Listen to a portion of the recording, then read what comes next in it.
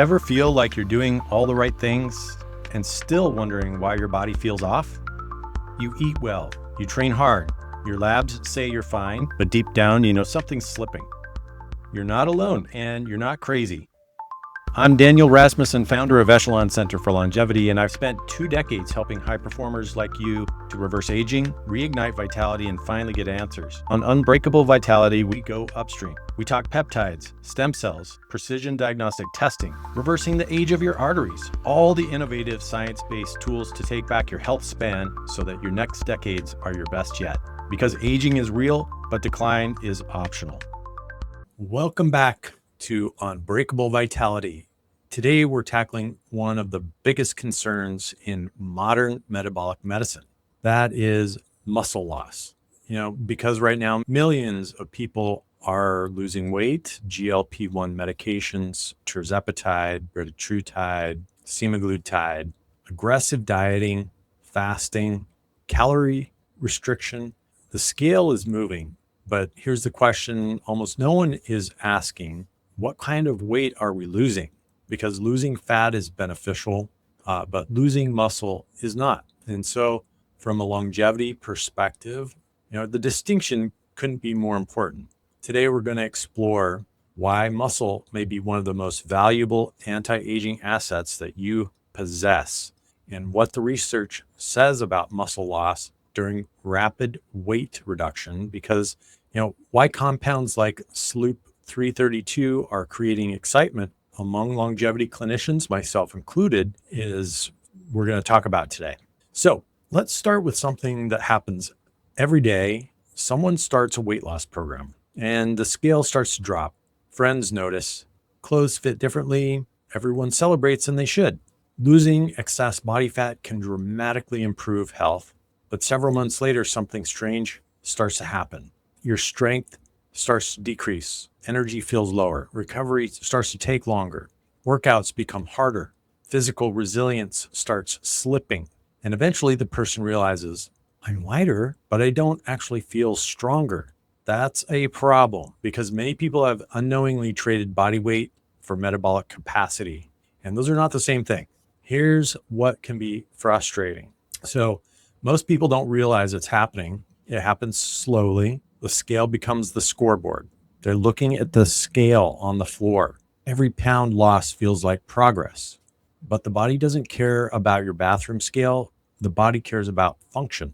So muscle is one of the most important functional tissues in the human body. Muscle regulates glucose disposal, glucose insulin sensitivity, metabolic flexibility, balance, mobility, resilience and recovery, and much more.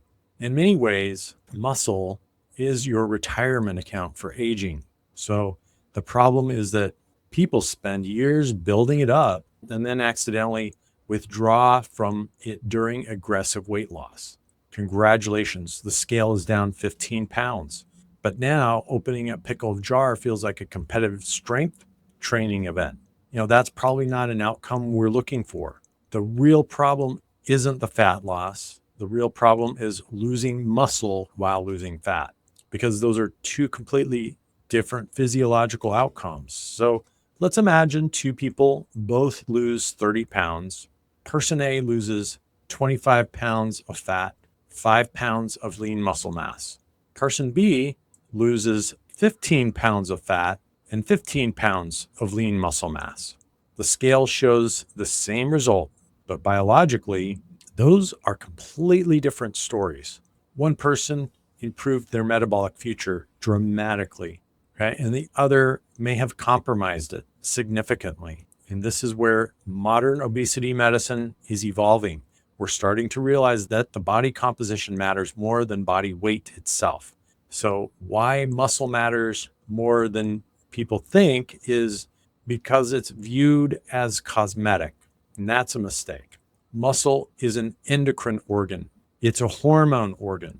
It produces signaling molecules.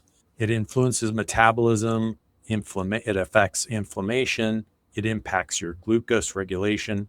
It contributes directly to healthy aging. Research is consistent about this. It shows that muscle mass is associated with improved insulin sensitivity, reduced frailty, It lowers your mortality risk.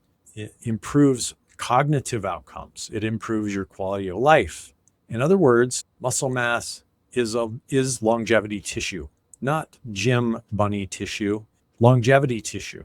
What happens when calories fall aggressively? The body starts to adapt. And while fat is certainly used for energy, so is lean tissue, especially when protein intake is inadequate. Resistance training is absent or recovery is poor and metabolic stress is high. This is one reason clinicians pay very close attention to body composition during weight loss interventions, because a lighter body with a weaker metabolism is not necessarily a healthier body. Looking smaller but feeling older, not exactly the longevity dream, is it? So let's bring SLU 332 into this discussion.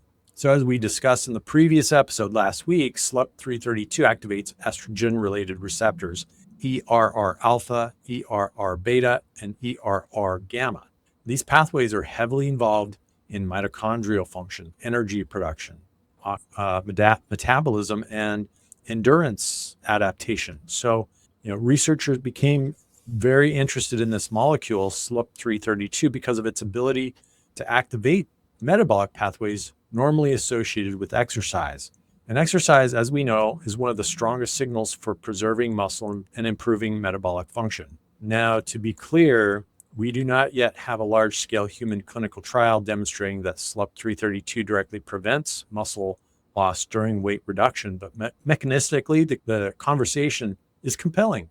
Why is that? Well, because healthier mitochondria support healthier muscle, and healthier muscle supports healthier metabolism. So how do we think about this clinically? Not as how much weight can we lose on the scale, but rather how much function can we preserve? And that's a very different question. This strategy becomes preserve muscle, improve mitochondrial efficiency, reduce visceral fat, improve insulin sensitivity, support your recovery, all simultaneously happening. And this is where combinations become interesting. Retatrutide may improve appetite regulation, energy expenditure, metabolic flexibility, and SLU 332 may support mitochondrial signaling, energy utilization, endurance-related pathways, things like this. And then we add nutritional component, adequate protein, resistance training, proper recovery, and strategic nutrition. Overall, now you're creating an environment where body composition becomes possible, not just weight loss. You don't want to focus just on weight loss. You want to look at your body composition. Measure your body. Don't weigh your body. The bigger longevity picture, one of the biggest mistakes in health optimization is assuming that smaller automatically means healthier, and it doesn't. Health is function. It's strength. It's energy and resilience. It's adaptability. And muscle sits at the core, at the very center of all those.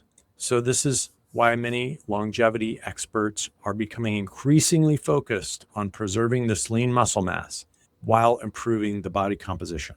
And to be clear, we're not talking about being a bodybuilder weight muscle mass. We're just simply referring to having strong, lean muscles. That's a very different situation. So we're not asking you or anyone else to go out and bulk up at the gym with massive bodybuilder type muscles. So because our goal, the overarching goal isn't simply just to live longer, the goal is to remain capable while you're living longer, living well, not just longer. So here's the takeaway on today's episode is fat loss is valuable, yes, but muscle preservation is essential and is above all else. The future of metabolic medicine isn't just about making people lighter. It's about making them healthier, more resilient, and metabolically flexible, and better prepared for the decades ahead. And that's why emerging compounds like SLU 332 are attracting so much attention. Not because they're shortcuts or a magic bullet, but because they may help support the systems that make healthy aging possible. So if you're interested in improving your body composition without sacrificing strength, your energy, or your future metabolic health, our team would love to help. We offer complimentary health span assessment where we evaluate your body composition, your metabolic health, your body's systemic inflammation, recovery capacity, longevity risk factors, and whether advanced therapies may fit or not into your overall strategy. There's no pressure. There's no cookie cutter plans, just a thoughtful conversation focused on your goals and physiology. So if you go to our website, agelessfutureseattle.com, reach out through our contact form and schedule your complimentary health assessment and tell them I sent you from Unbreakable Vitality. Health isn't something you chase. It's something you build strategically. I'll see you next week. If you're feeling like your energy, your edge, or your clarity just isn't what it used to be, you're not alone, but you're also not stuck. Every week on Unbreakable Vitality, we explore real strategies to reverse aging, reclaim vitality, and rewrite what's possible. If today's episode gave you even one insight, pass it on. Then go take the free vascular age quiz at echelon-longevity.com/quiz to see how your body's aging. Subscribe, leave a review, and follow us because your future isn't on autopilot. You are building it and you're just getting started.